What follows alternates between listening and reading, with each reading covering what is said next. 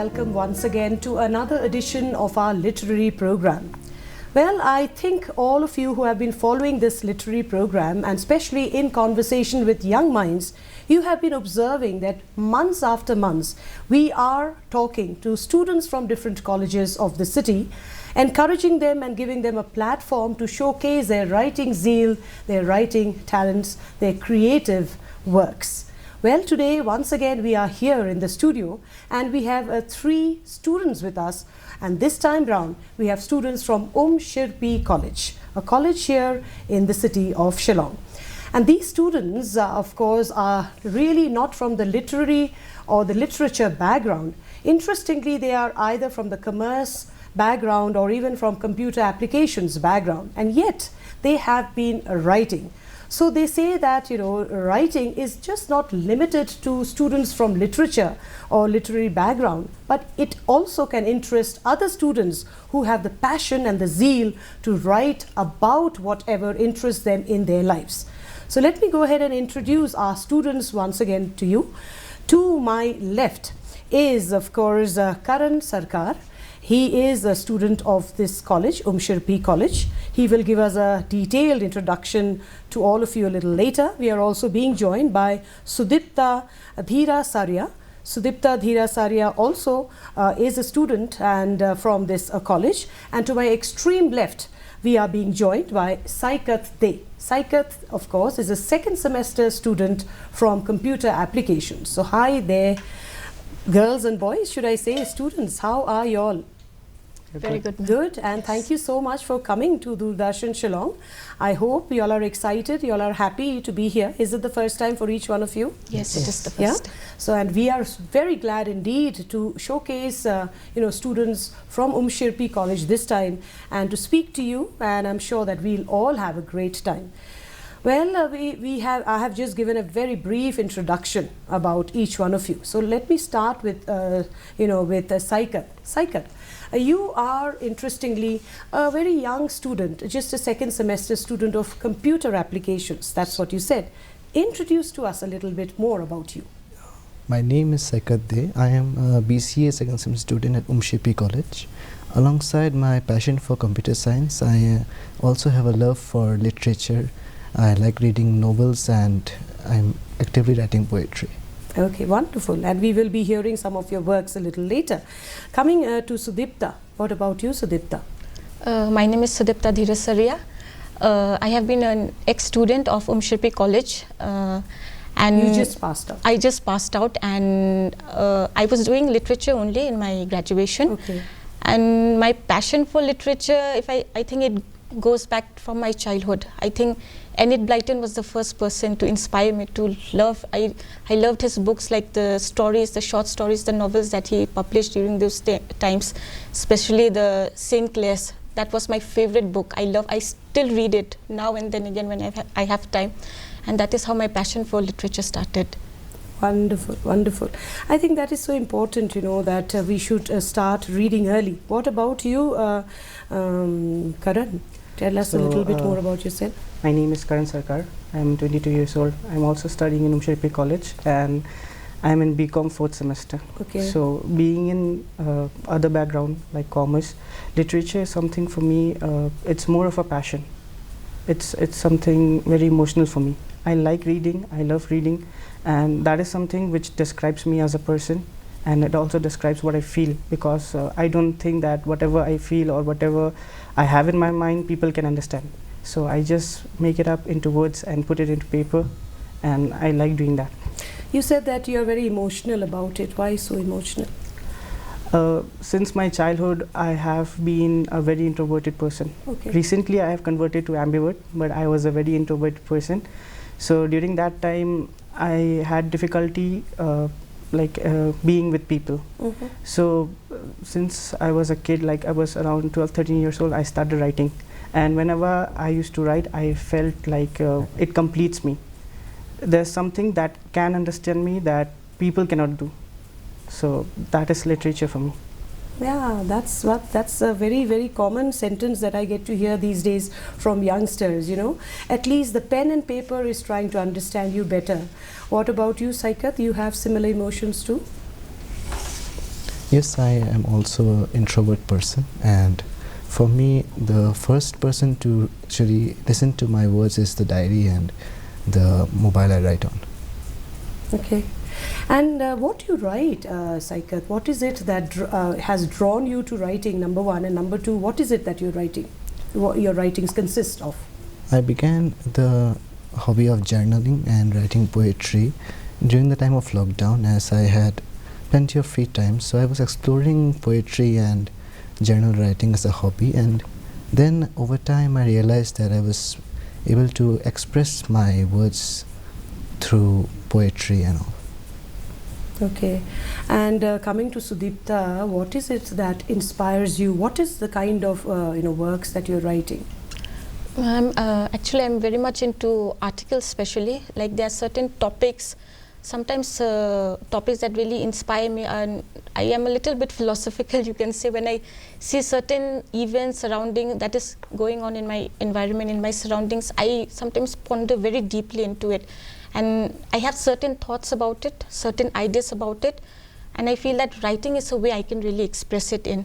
So mostly my work is mostly small articles. Sometimes I try to convey my feelings, my thoughts into short stories.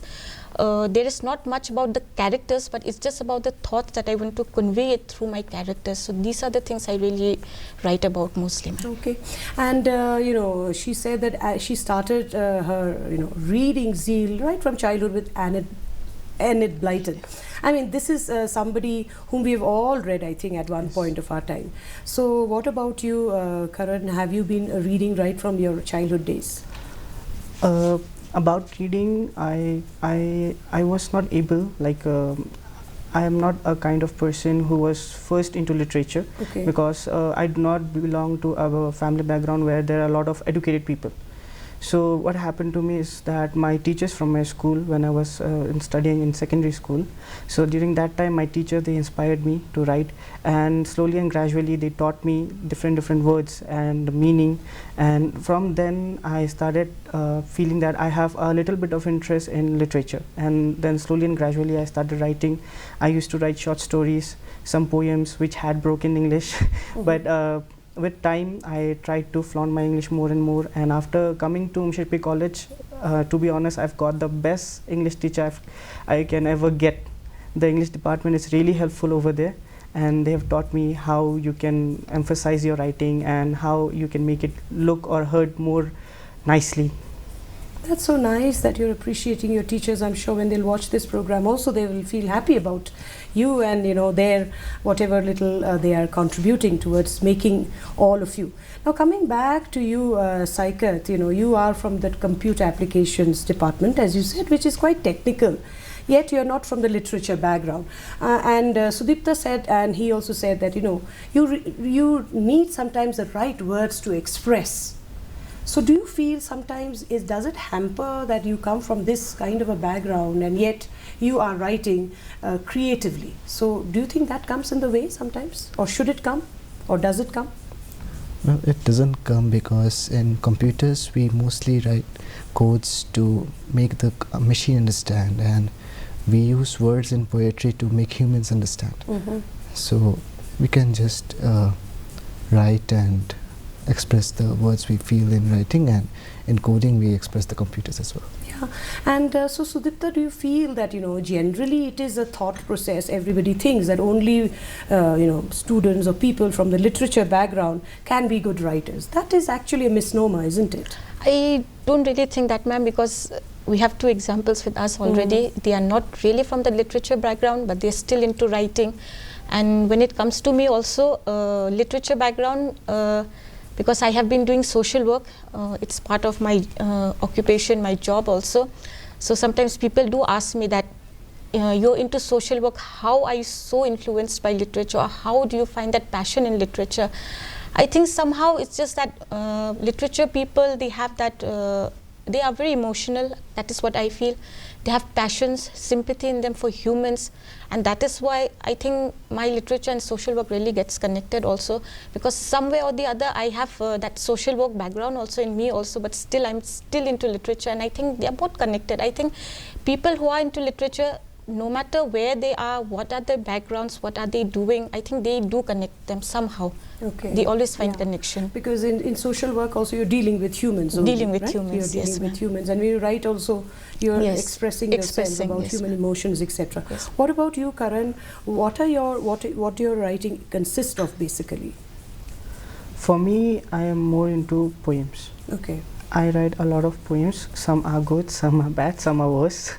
So what I try to do is that I try to write my poem. I take a lot of time. Okay. It takes me a lot of time to write one poem, let's say around 1 week, because what I do, I look for some words which are quite not like understandable. Okay. I do not take normal words, Common words in my poem.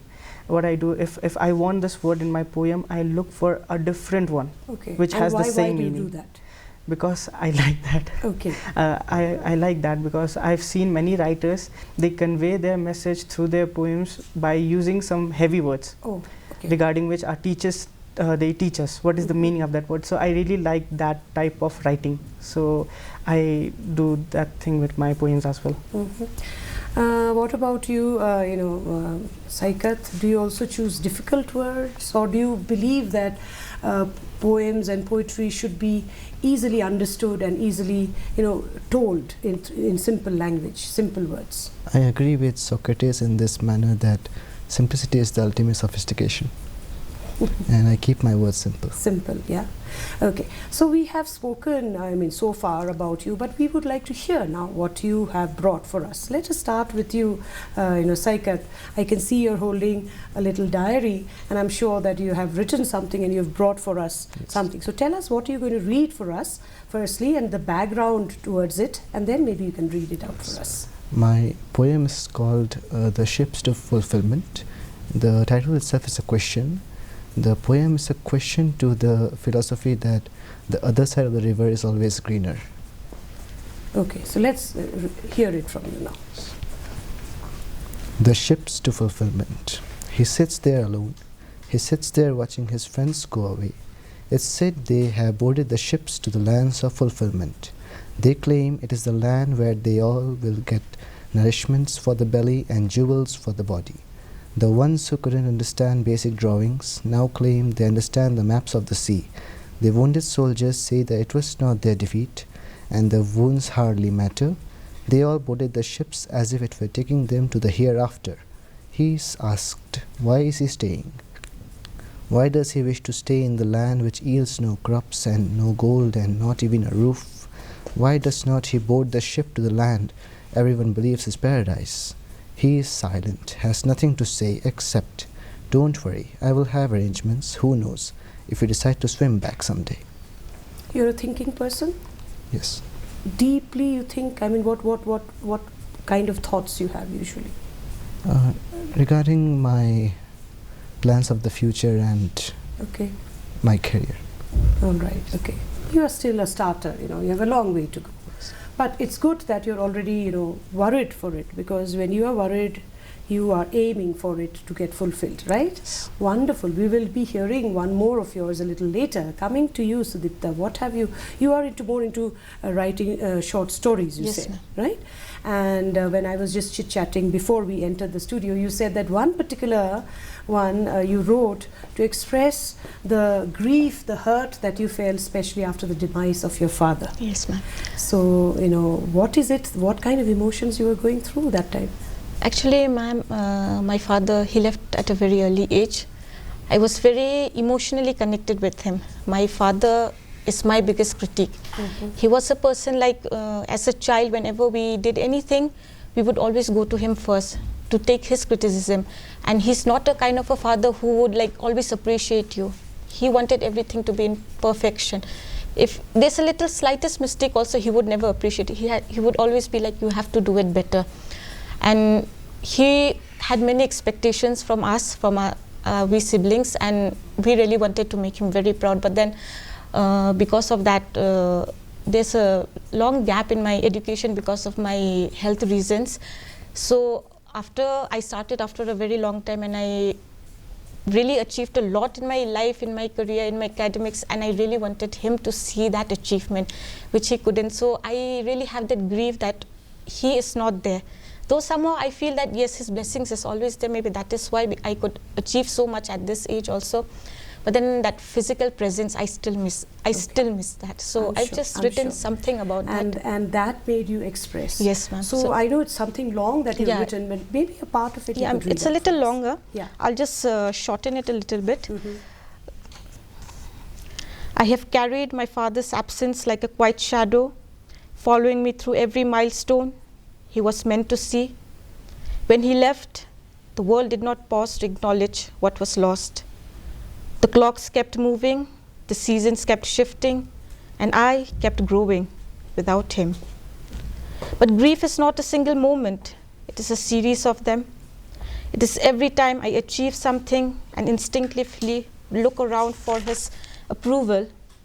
It is every time I imagine what he would say, how his eyes would shine with pride, how his laughter might mix with mine in celebration. It is the silent applause I will never hear. I have often wondered if he knows, if in some unspoken way he sees me when I walk across a stage, when I chase a dream, when I find my voice in a world that sometimes feels too big without him. Does he watch? Does he nod in quiet satisfaction? I like to think so. I like to believe that love does not simply end when a heartbeat stops, that it lingers in the spaces left behind, filling them with the warmth of what once was. And so, I live for both of us. I carry him in every step, in every success, in every moment that should have been his to witness. He may not be here to see me succeed, but I will succeed anyway, because that is what he would have wanted. Because his love, though unseen, is still with me always. What have you titled this? Ma'am, it is called The Silent Applause. The Silent Applause. Yes, ma'am. How lovely, so touching. And as you already said that, you know, he may not be there physically, I'm sure that you can feel always the feel presence. that his blessings is there. I understand the loss of a parent can be so painful. Okay, what do we have from you, Karan? So I wrote a poem. It's about the thinking of the youths, how the youths they think nowadays. Okay. So as everybody knows that nowadays the youths, the new generation, the Gen Z, they like to think in a different way. They are not someone who can play safe. They are risk takers. So I wrote something about that. Okay. The title of the poem is Chasing the Sun. They tell us to walk, but we learn to run. They show us the moon, but we chase the sun. Dreams drift like whispers on winds untamed, fragile but yet fearless, never constrained. They call us reckless, lost in the tide. Stay in your place, but we stand defied. We are echoes of fire, too wild to cease, born of the stream, yet craving peace. We stumble, we break, yet rise once more, like waves that return to kiss the shore. Stars aren't stars, till they brave the night, burning in darkness to shine their light. Sometimes a bit rebellious, would you say? Yes. Do you think that adults sometimes are a little pushy, that, you know, they push you because, you know, whenever I've spoken to youngsters, they always say that they're frightened of the fact that their parents have so much of expectations, and that actually brings a lot of angst, a lot of fear, and therefore they maybe take into other kind of abuse themselves, or maybe withdraw themselves also? I think pushy would not be the word which I will use, because somewhere or the other they are our parents. Right. So whatever they think, that is their point of view, what will be the best for us. But yes, sometimes it happens that what they think and what we think does not match. They want us to study well, get a secure job and settle down, and somewhere or the others we think that we want to explore more and more. We do not set any kind of limits for us, but yeah, they have this kind of thing in them that they want their children to be settled anyhow, and for that reason they may take extreme measures measures. sometimes, yeah. So how do we bridge this little gap that has come with time? You know, Saikat, do you also feel that way, and do you think that there is a little gap that exists between, say, the generation of our parents and you think in a different way, and they maybe have some traditional viewpoints sometimes, and therefore, how do you bridge this divide? Yes, there exists a gap because of the age gap, of course, and they belong to the boomers, I think, and we to the Gen Z. And the most of the new technology or new career opportunities for us is totally Greek to them sometimes. So a totally frank conversation and openness would bridge the gap. That's wonderful. Really, I think we need to keep the communication doors open, isn't it?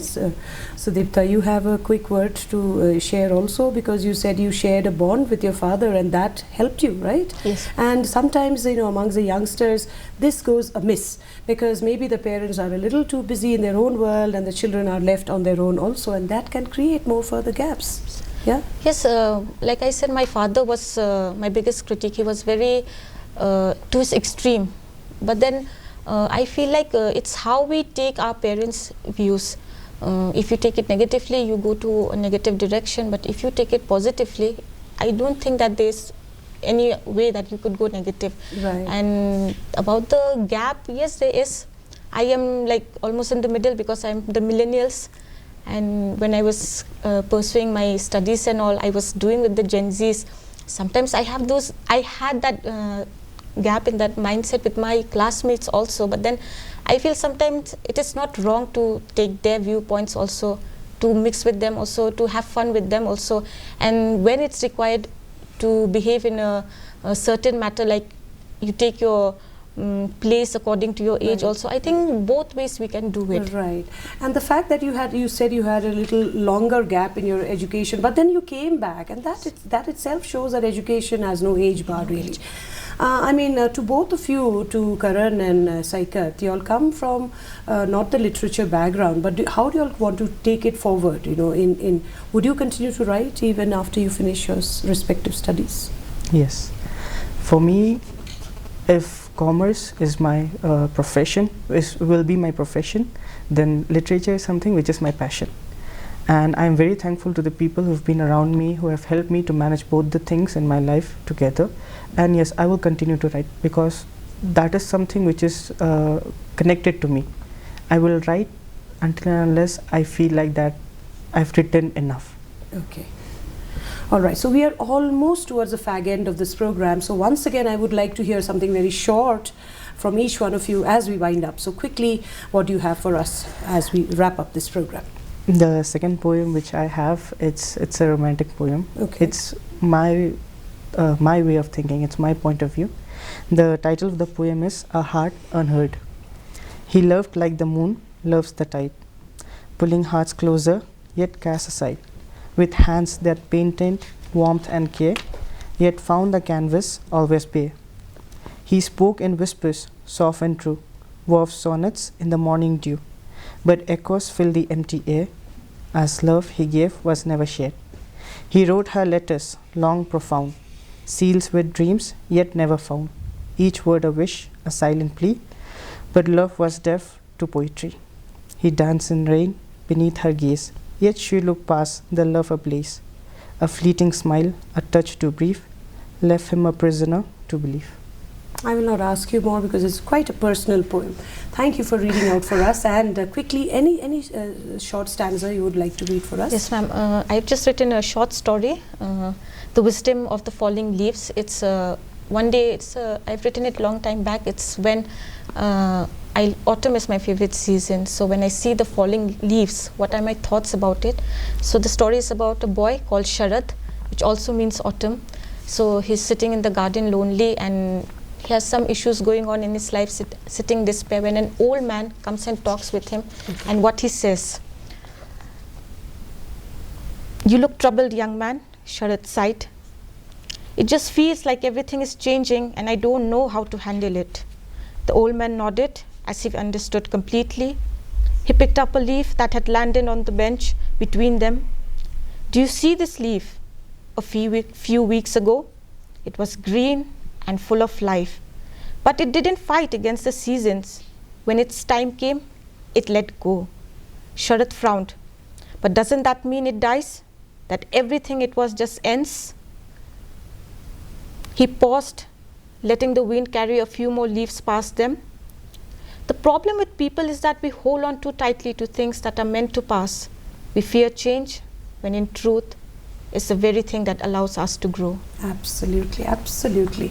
And quickly from you, Saikat, what is it that we'll hear from you? My second poem is called The City of Stars. Okay. It is a tribute to my uncle. He is no more, but I was very close to him. All right. City of Stars. He went there silently. No soul could speak of his departure. At first, one could hardly feel the significance of his absence. My heart still fails to measure the way of the grief I carry. Time has passed. Life is going on. The ship has lost its captain, and it is not sinking. The ship is rudderless. The crew is mapless. The ship is sailing by looking at the stars. The greatest healer, time, is unable to heal the scars. Sometimes I feel like joining him and abandon the ship in the uncertain sea and go to the city of stars. Whenever I try to jump into the sea and embrace my fate in the waters, a ghost flows by me to push me back. The stars don't twinkle and try to convey a message to me that my purpose is not fulfilled yet, my time has not come yet, and I can just have a glimpse of him as the night turns dim. Wonderful, wonderful. I really have understood what each one of you, so much depth you'll have inside of you. May you continue to explore yourselves and take out those valuables that you have inside of you and write beautiful poems, beautiful short stories, and whatever it takes. I wish you, all three of you, the very best. Thank you for coming to the studios of Doordarshan and sharing your works with all of us. And I'm sure in this way, you've also inspired many other youngsters like you to be able to write and explore and express themselves as well. Thank you for your time. Well then, dear viewers, once again, these are our students from Umshyrpi College today. I'm sure that you've loved watching this program. You heard their angst, their emotions, their feelings, and you've also found yourselves somewhere in their words and in their expressions. Until next time, when we are back again with another set of students from all of us here, is wishing you goodbye.